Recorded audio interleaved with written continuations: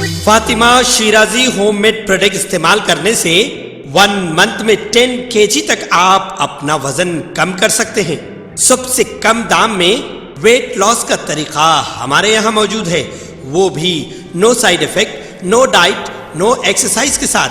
आज ही कांटेक्ट करें Fatima Shirazi homemade product से और अपने आप को खूबसूरत बनाएं।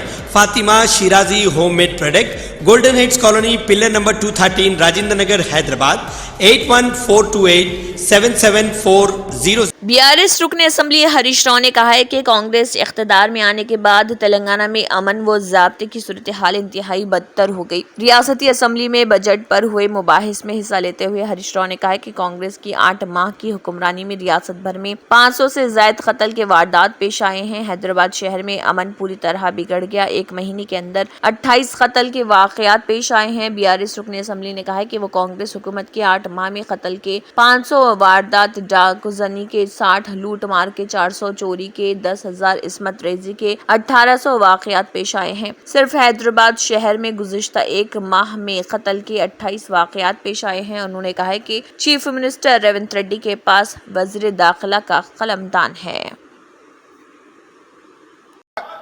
ఈ ప్రభుత్వంలో లా అండ్ ఆర్డర్ ఎంత ఘోరంగా దెబ్బతిన్నదో, ఎందుకంటే హోంమంత్రిగా కూడా ముఖ్యమంత్రి గారే ఉన్నారు, మరి ఇవాళ ఆర్థిక మంత్రి గారు కూడా సమాధానంలో చెప్పాలి।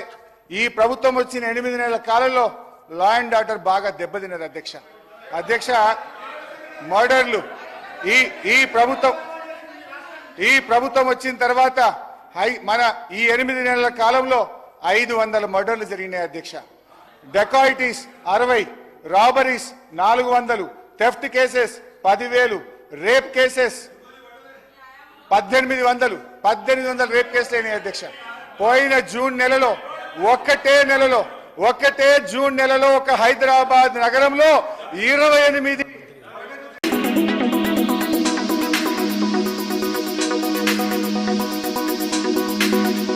तेलंगाना के वज़ीर आला रेवंत रेड्डी ने साबिक़ सदर जमहूरिया जहानी APJ अब्दुल कलाम को उनकी जुबली हिल्स रिहाइशगाह पर उनकी बरसी के मौके पर खराज अक़ीदत पेश किया। MP Chamala Kiran Reddy, MLA Komati Reddy, Rajagopal Reddy, Khairatabad DCC सदर रोहन रेड्डी और दीगर कायदीन ने APJ अब्दुल कलाम की तस्वीर को खराज अक़ीदत पेश किया।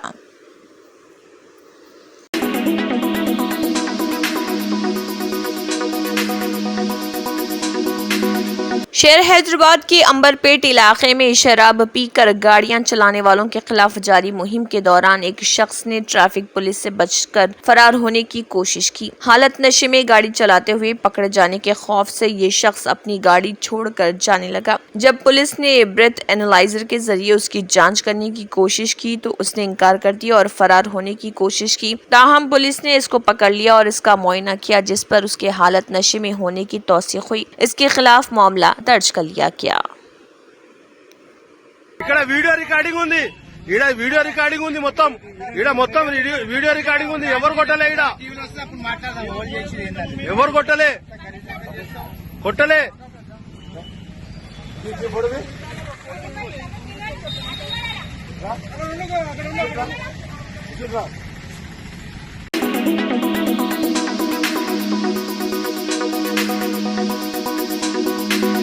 मरकजी ममलिकती वजीर दाखिला बंडी संजय कुमार ने कहा है कि क्या तेलंगाना की कांग्रेस हुकूमत ने कांग्रेस और रियासती बजट और 6 जमानतें और रियासती बजट को गधे का अंडा समझकर मुतारिफ कराया है। मरकजी वजीर बंडी संजय कुमार ने कहा है कि बजट साबित करता है कि कांग्रेस के तमाम वादे इतने ही सच्चे हैं जैसे गधे का अंडा है। उन्होंने वजीर खजाना मल्लू भट्टी विक्रमार्का से सवाल किया कि वो ये वजाहत करें कि क्या उन्होंने मालियाती बजट पेश किया या कर्ज का बजट पेश किया। उन्होंने कहा है कि भट्टी ने अपने वादों से हाथ उठा रहे कि वो कांग्रेस हुकूमत की तरफ से दी गई यकीन दहानियों पर अमल नहीं कर पाएंगे क्योंकि रियासत मखरूज है। उन्होंने कहा है कि हुकूमत को मालूम है कि रियासत मखरूज है और कांग्रेस हुकूमत 6 जमानतों पर बहस से बचने के लिए मरकज पर इल्जाम लगाना चाहती है। उन्होंने कहा कि यह हैरत की बात है कि कांग्रेस हुकूमत बजट में ये दिखाने में नाकाम रही कि वो कहां से रकूमात जमा करेगी ताकि फलाही स्कीमात को जारी रखा जा सके।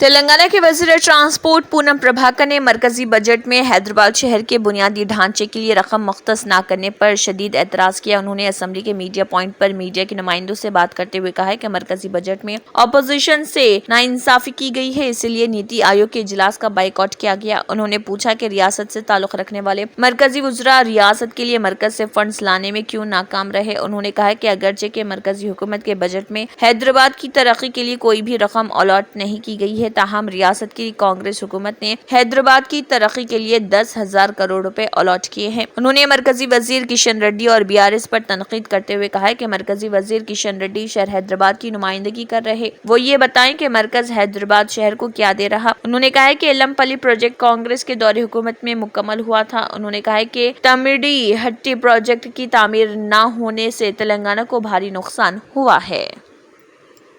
बोला था कि कांग्रेस को लाइक राम और राम मंदिर के वो कुछ भी कहे देखो विपक्ष का सरकार को उन लोग पैसे कम दिया, ये ठीक नहीं है राजनीति में। वो दैट इज वन विहार यात्रा, वन टूरिस्ट यात्रा किया है। अगर उसको हम ये पूछते हैं कि उसको सवाल करते हैं कि वो लोग कितना पानी कालेश्वरम से अभी तक इस्तेमाल किया है, ये सिर्फ बहाना है, सरकार को बदनाम करने की कोशिश है। वो लोग ऑलरेडी फेल हो गए उसमें, वो हम लोग नहीं तोड़े, टूट गए फूट गए तो किसका जिम्मेदारी है, उसको छुपाने के लिए और बचा बहाना देखने की कोशिश कर रहे हो लोग।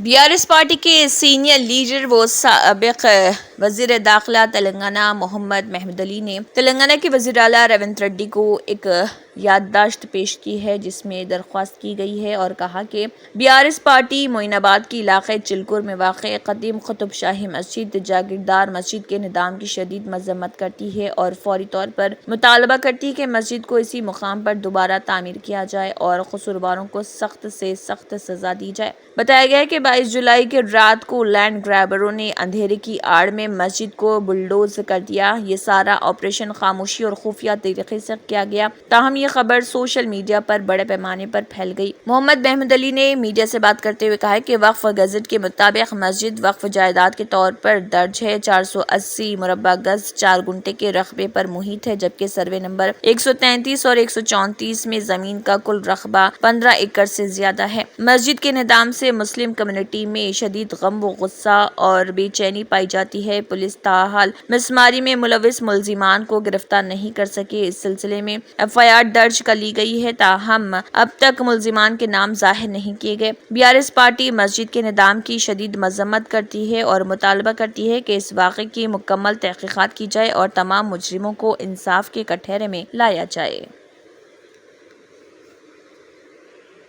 अफसोस की बात है, रंगारेड्डी डिस्ट्रिक्ट मोइनाबाद मंडल में जो एक शाही मस्जिद जो तकरीबन 300-400 साल से बहुत शानदार मस्जिद बनी हुई थी और बहुत अच्छे कंडीशन में भी थी, और ऐसी बात नहीं, और जागीरदार मस्जिद के नाम से जाना जाता था चिरकुर विलेज के अंदर, उसे डिमोलिश कर दिया गया 22 जुलाई को। बड़ी अफसोस की बात है, लैंड ग्राबर्स जहाँ पर भी ज़मीनात का धंधा करते हैं, वहाँ पर जहाँ मस्जिदें आबाद नहीं होती है, लोग कम आते हैं या कभी कभी आते हैं, तो वैसे मस्जिदों को ढाया जा रहा है। हम ख़ास तौर से आज मैं हमारे चेयरमैन साहब के ज़रिए चीफ मिनिस्टर रेवंत रेड्डी साहब को जो एक लेटर भी लिखा हूँ कि फ़ौरन इसकी इंक्वायरी की जाए।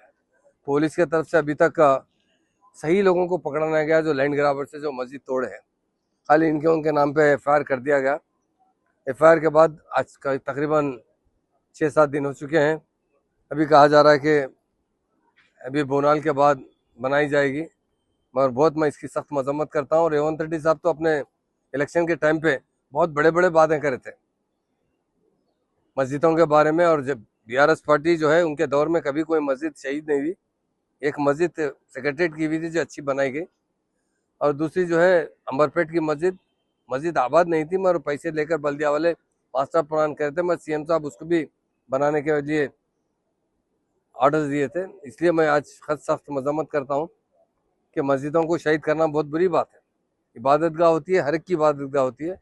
इबादत गाह में जो है जाकर लोग जाकर लैंड ग्राबर्स अगर दखलंदाजी करेंगे, और हम खास तौर से हमारे रेवंत रेड्डी साहब के पास जो होम डिपार्टमेंट भी है, उनके पास होते हुए भी अभी तो कोई एक्शन लिया नहीं गया, खाली एक फायर फाड़ दिया गया, कुछ नामना लोगों को पकड़ा गया। मैंने आज उनसे अपील की है कि फौरन गिरफ्तार किया जाए लोगों को और सख्त से सख्त एक्शन लिया जाए उनके ऊपर।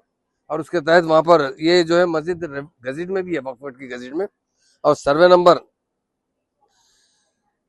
133 और 134 के अंदर 15 एकड़ जमीन बताई जा रही है। मैं ये इंक्वायरी करने की बात करता हूँ रेवेन्यू मिनिस्टर साहब से भी और वक्फ बोर्ड के चेयरमैन साहब से भी, फौरन ये 2 सर्वे नंबर में जो 15 एकड़ जमीन है उसकी इंक्वायरी कीजिए। वो भी जमीन वक्फ बोर्ड की होगी, क्योंकि उस जमाने में जब मस्जिदें बनाई जाती थी बड़ी बड़ी जगह उनकी अलाट की जाती थी, आज की तरह जगहों की किल्लत नहीं थी, तो ये जगह भी जो है वक्फ बोर्ड के अंदर आती है। इससे वक्फ बोर्ड में फिर से इसकी गजट में एंट्री होना चाहिए। मस्जिद के साथ ये ज़मीन को भी फिर से इंक्वायरी करते हुए अपने कब्जे में लेना चाहिए।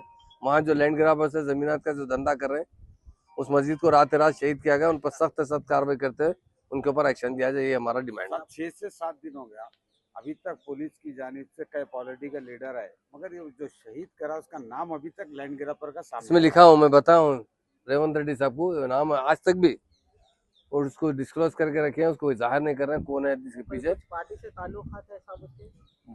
अब देखिए इंक्वायरी करे तो सब पता चल जाएगा। मुझे तो कुछ ऐसा दिख रहा है कि उनके ऊपर पुष्पनाई है कोई सियासी कायदीन की। साहब मस्जिद शहीद कर देने के बाद फिर काम चालू हुआ बोल के बोला, फिर बीच में रुका दिए बोल के।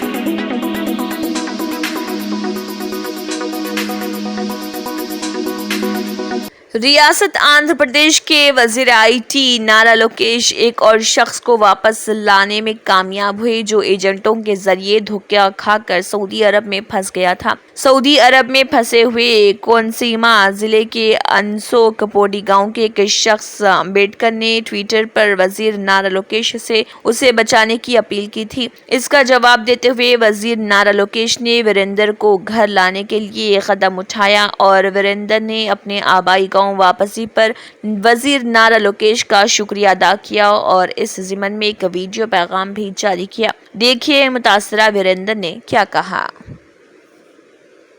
నన్ను ఈ నరకం నుంచి నన్ను కొంచెం బయటపడండి.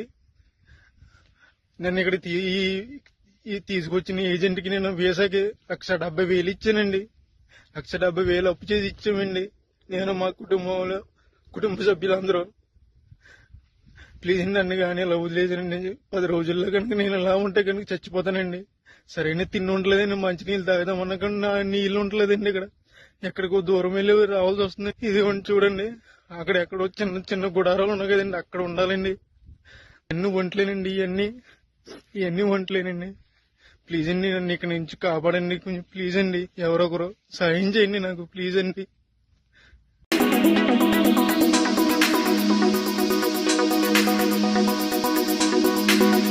राष्ट्रपति भवन ई-उपहार नामी ऑनलाइन पोर्टल के जरिए सदर और साबिक सदूर को मुख्तलिफ मौके पर पेश किए गए तोहफे की अशिया की नीलामी करेगा। सदर जमहूरिया के सेक्रेटरिएट के मुताबिक इस पोर्टल को सदर मरमू ने अपनी सदारत के 2 साल मुकम्मल होने पर शुरू किया। पहले मरहले में तकरीबन 250 शानदार तोहफ़े नीलाम किए जाएंगे और इन तोहफ़े की बोली 5 अगस्त से 26 अगस्त तक खुली रहेगी।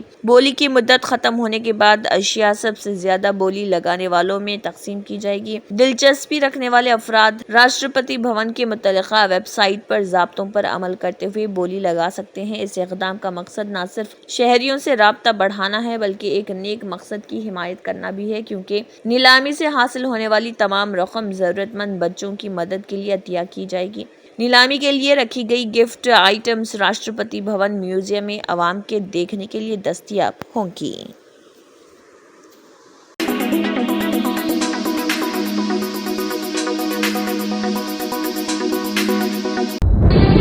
तंत्र मंत्र यंत्र के सम्राट बाबा आजम खान बెంగాల్ 100% లాభం గ్యారెంటీతో పాటు. కొన్ని కారణాల వల్ల మా వారి కంపెనీ బంద్ అయింది. పిల్లల స్కూలు, ఇంటి ఖర్చులు ఏం చెయ్యాలో అర్థం కాలేదు. అప్పుడు మేమిద్దరం బాబా ఆజం ఖాన్ బెంగాలీని కలిసాం. తర్వాత కొన్ని రోజులకే మా వారి కంపెనీ తిరిగి ఓపెన్ అయింది. ఇక మా జీవితంలో అన్ని సంతోషాలే. నాకు చాలా కలలున్నాయి, కానీ జేబులో డబ్బులు లేవు.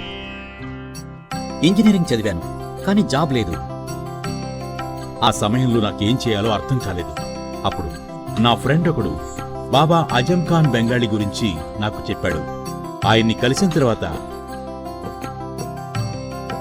నేను ఒక కన్స్ట్రక్షన్ కంపెనీలో ఇంజనీర్ అయ్యాను. మేమిద్దరం ఒకరినొకరు ప్రేమించుకున్నాం. కాని మా ఇద్దరి తరపు పెద్దవాళ్లు మా పెళ్లి ఒప్పుకోలేదు. మేము బాబా ఆజం ఖాన్ బెంగాలీ గారిని కలిసాం. ఆ తర్వాత మా పెద్దలు మా పెళ్లి ఒప్పుకున్నారు. ఉద్యోగం, వ్యాపారం, ఇంటిపోరు, ఆర్థిక సమస్యలు, ప్రేమ వివాహం, చేతబడి చేయబడిన వారు, భార్యాభర్తల మధ్య గొడవలు, పెళ్లిలో ఆటంకాలు, సవతిపోరు, శత్రుబాధ, విదేశీయానం, సంతాన ప్రాప్తి, ముట్కార్ని వశీకరణం స్పెషలిస్ట్. నేను చేసిన పనిని ఎవరైనా సవాల్ చేస్తే వారికి నగదు బహుమతి. మా address Baba Azam Khan Bengali, Malakpet, Hyderabad. Phone number 9573048697.